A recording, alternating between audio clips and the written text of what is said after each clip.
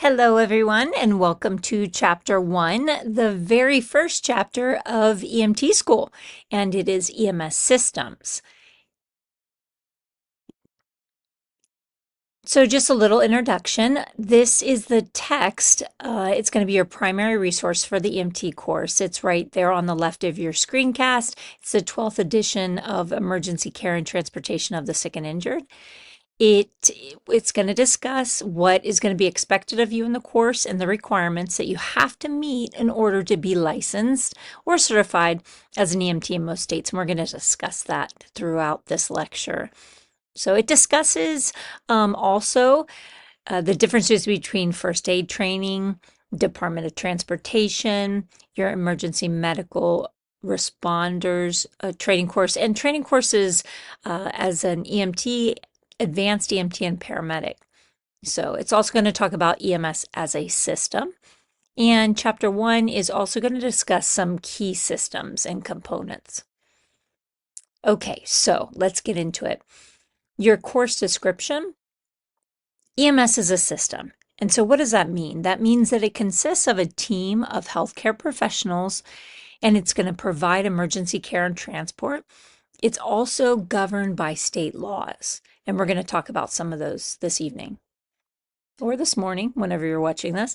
So after you successfully complete this course, you're going to be able to take the National Registry of EMTs exam and then your state certification exam. So after you pass the certification exam, you are going to be eligible to apply for your state license. So licensure is the process by which states ensure applicant competency in an exam setting. So this allows the states to manage who can function as a healthcare provider. Now, in most states, there's going to be 4 levels of training and licensure levels. So you have the EMR, EMT, AEMT, and paramedic. And let's talk a little bit about these. So an EMR is very basic training. It provides care for before the ambulance actually arrives, and they also assist possibly when the ambulance is there. An EMT, and of course that's what you guys are learning right now, that is the training in basic life support, and we say BLS. So when you hear the word BLS, that's what we mean, basic life support. It's going to include AED, so an automated external defibrillation. You're also going to learn some airway adjuncts and how to assist with certain medications for patients. Now, the AEMT has training in specific aspects of advanced life support. So we say ALS, so advanced life support, compared to BLS. You're going to be able to, when you take the advanced EMT, intravenous therapy, so IV therapy. Also, you could administer a certain more amount of emergency medicines than an EMT. Okay. And then a paramedic. So a paramedic has extensive training, and this includes ET intubation, so endotracheal in through the trachea, emergency pharmacology, cardiac monitor, and other advanced assessment and treatment skills. So we're going to talk more in depth to that coming up, okay? All right, so let's talk a little bit about focus and requirements. EMTs are the backbone of the EMS system in the United States. They provide emergency care to the sick and injured.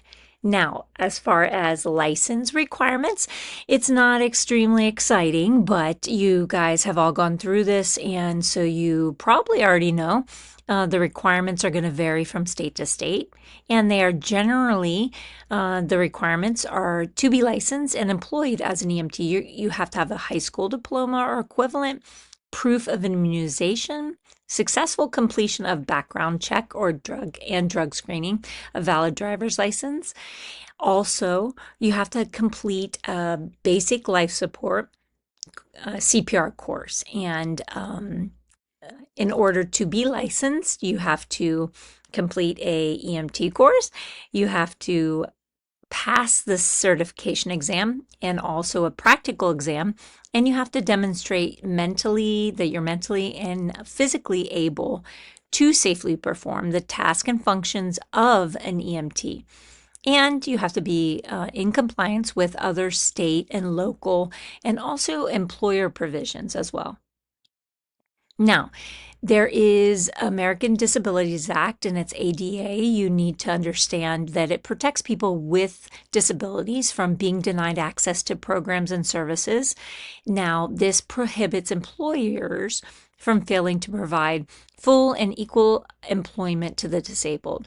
Now, specifically, Title I protects EMTs with disabilities who are seeking employment under circumstances. Now, employers with a certain number of employees are required to adjust the process so that the candidate with a disability can be considered for a position and modify the work environment or the job is how it's normally performed. So personnel background in accordance with state and criminal requirements. So states have various requirements prohibiting individuals who have either committed misdemeanors or felonies from being EMS providers. All right, so let's now get into a little overview of EMS systems and in particular the history of EMS. So the origins of EMS include volunteer ambulances during World War I, also field care during World War II, and field medic and rapid helicopter evacuation in the Korean conflict. Now, as recently as the 1960s and 1970s, emergency ambulance services and care, they vary widely in the U.S. Now, EMS, as we know it today, originated in 1966 with the publication of The Accidental Death and Disability, the Neglected Disease of Modern Society. And it's more commonly known as the White Paper. So one more time, I just want to repeat that the EMS as we know it today originated in 1966 through a publication known as the White Paper. Now, Emergency Services Act of 1973 created funding resources and programs in order to develop and improve pre-hospital emergency care.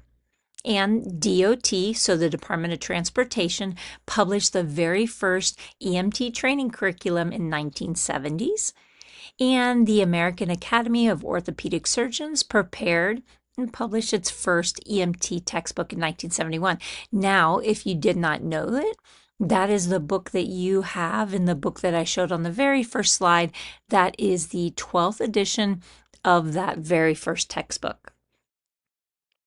Efforts are underway to standardize EMS nationally. And in the late 1970s, the DOT developed this recommended national standard curriculum.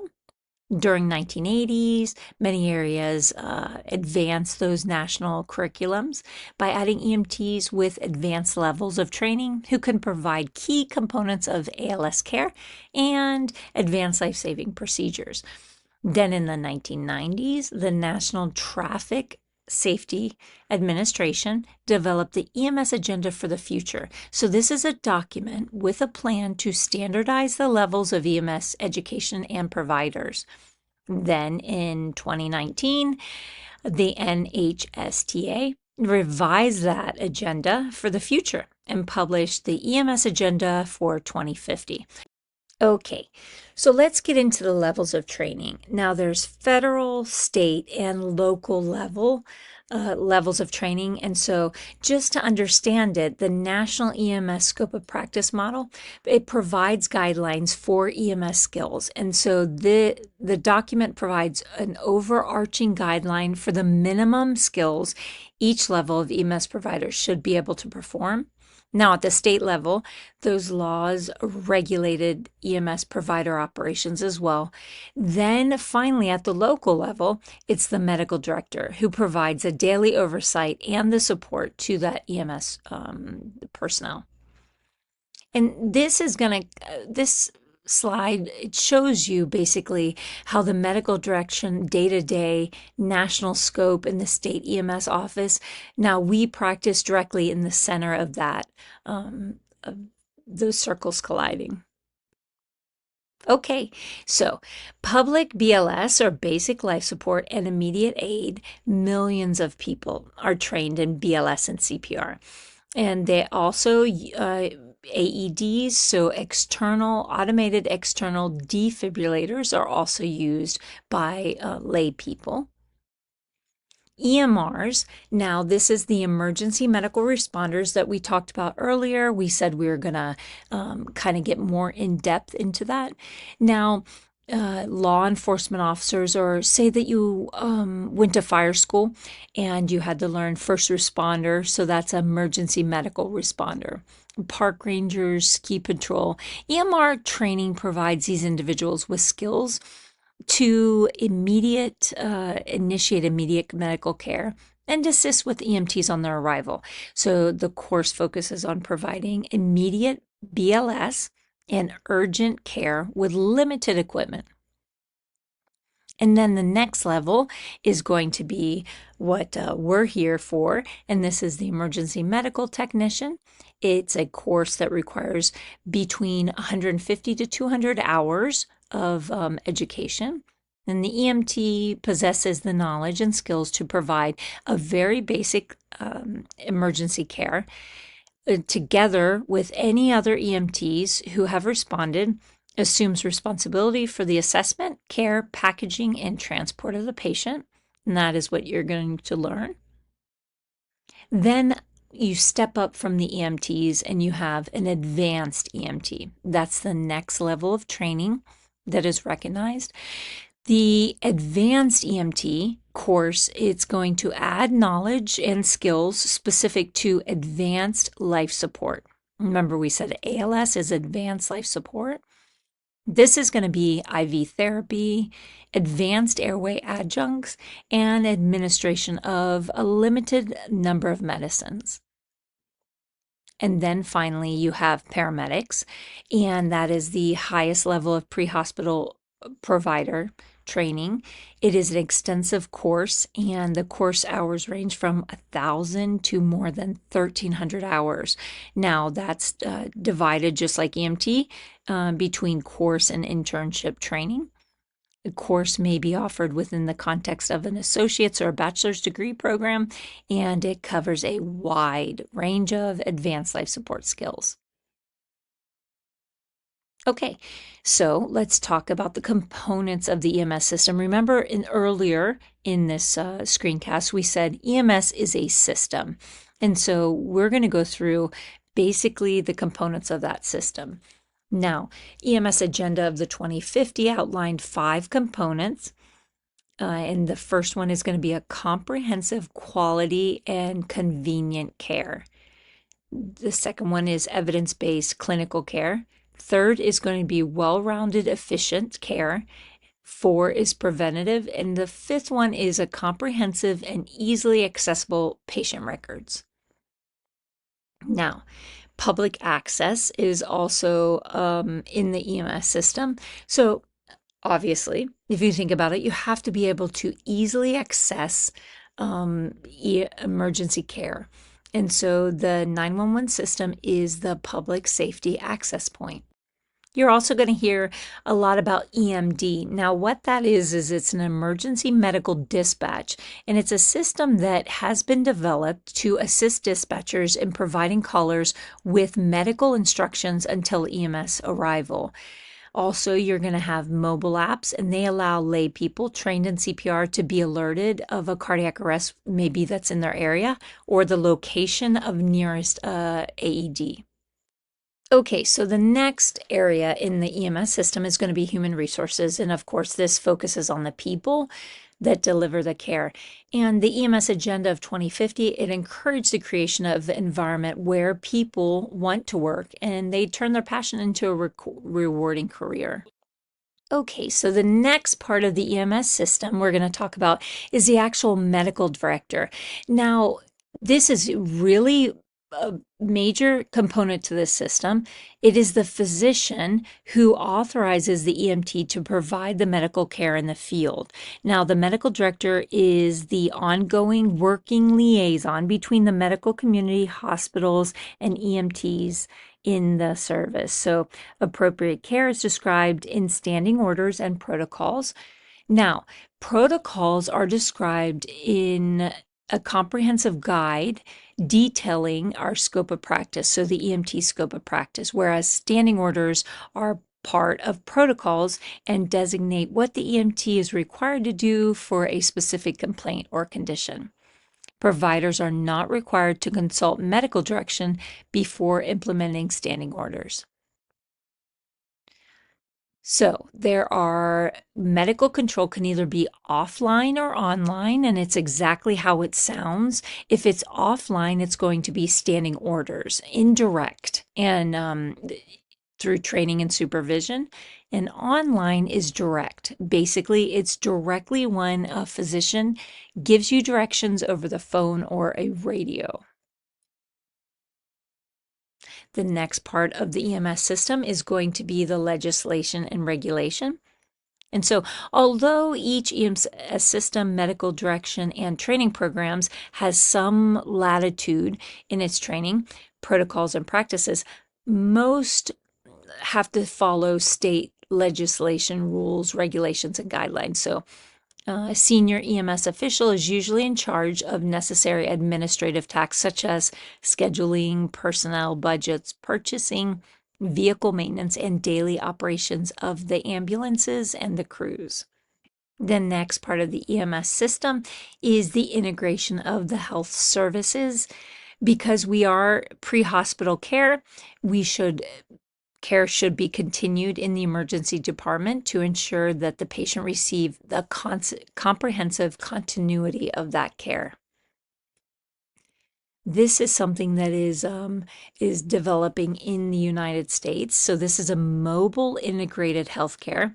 And basically, it's a method of delivering healthcare that utilizes pre-hospital spectrum, they say. So mobile integrated healthcare evolved with the goal to facilitate improved access to healthcare at affordable price.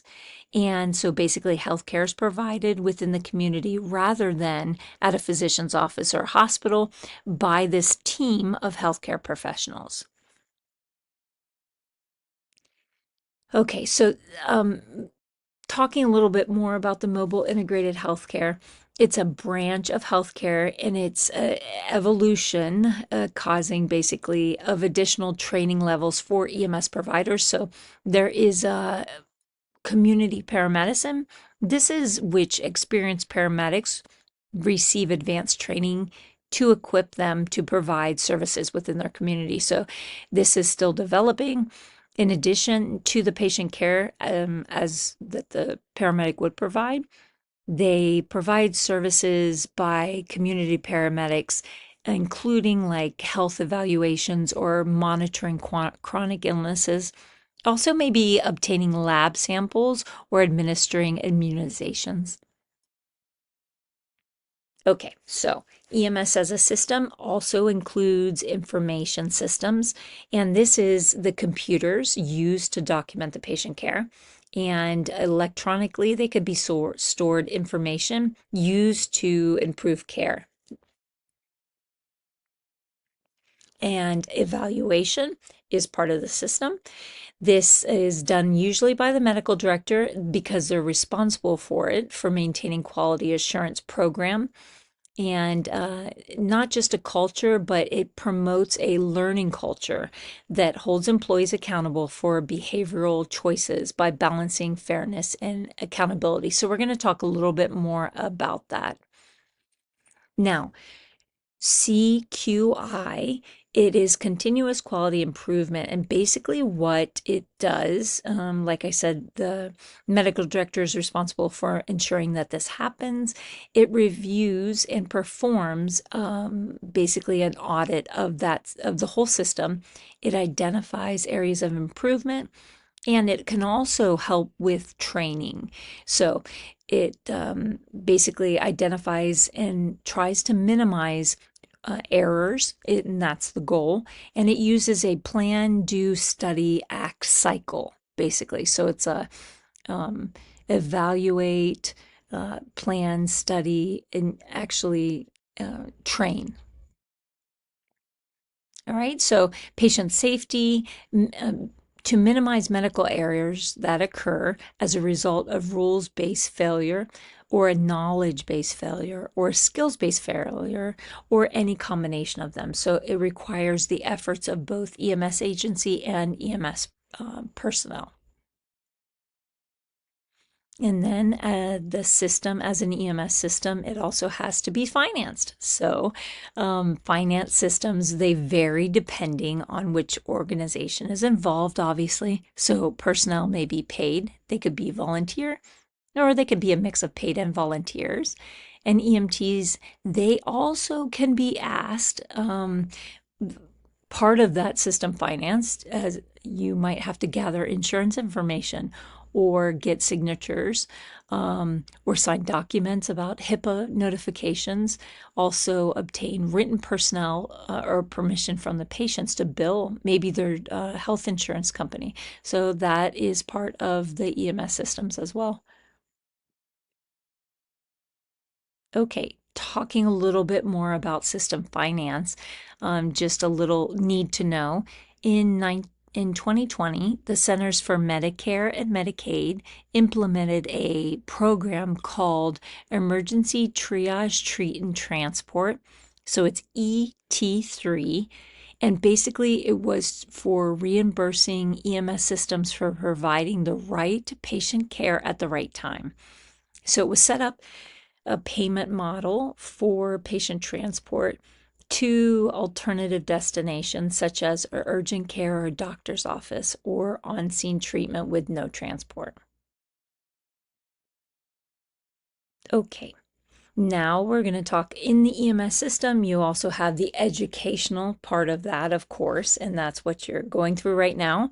And it consists of EMS instructors, which are licensed in most states, and EMS training programs. So they have to adhere to very strict national standards, which are established by two accrediting agencies.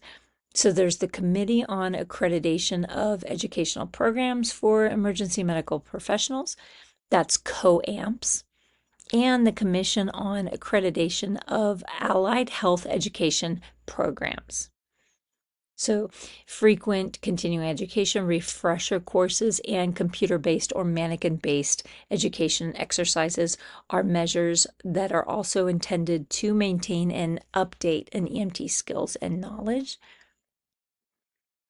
Now, we talked a little bit about the next part of the EMS system, but it is prevention and public education. And this is included in that EMS system. So aspects of EMS are focused on public health. Public health examines the health needs of the entire population with the goals of preventing the problems from occurring. And EMS works with the public health agencies in two ways.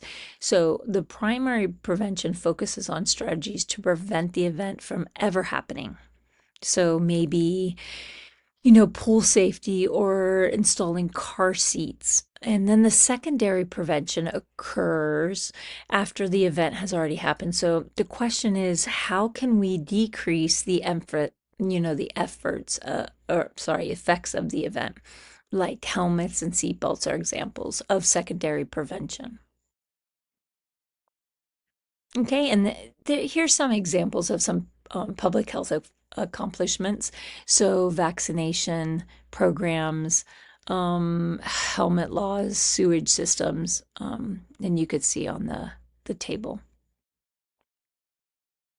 Okay, and another part of EMS as a system is going to be the research.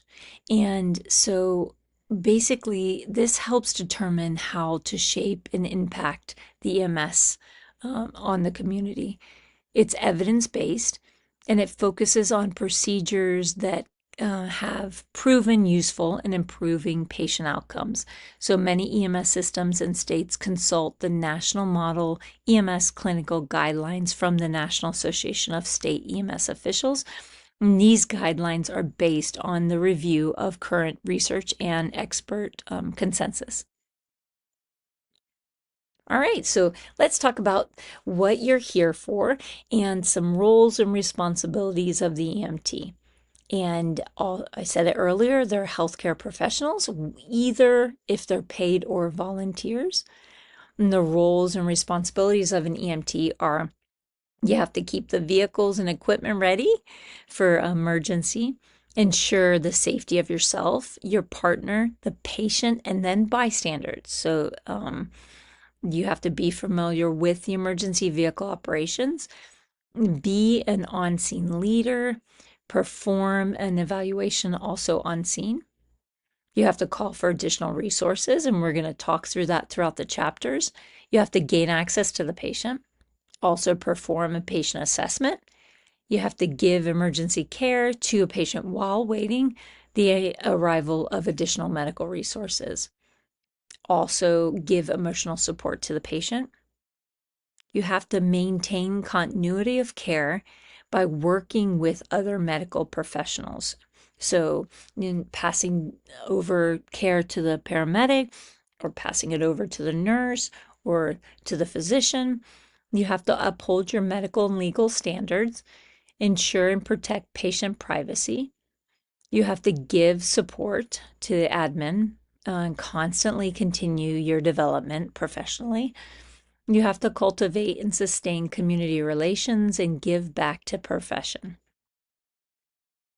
All right, so now the professional attributes. You have to have integrity. So you have to act consistently and maintain a adherence to the code of honest behavior. You have to have empathy. You have to be aware of and thoughtful towards the needs of others. You have to be self-motivated and solve problems without someone directing you to. You have your appearance and hygiene has to be so that you project a sense of trust, professionalism, knowledge, and compassion. And then self-confidence. So you have to know, and knowing what you know, what you need to know, and be able to ask for help when you don't know. You have to have time management and communications. You have to be able to understand and make yourself understood to others. You have to have teamwork and diplomacy and be able to work with others and know your place within the team. You have to have respect, hold others to high regard or importance, and understand that others are more important than you. And you have to be a patient advocate, constantly keeping the needs of the patient at the center of care.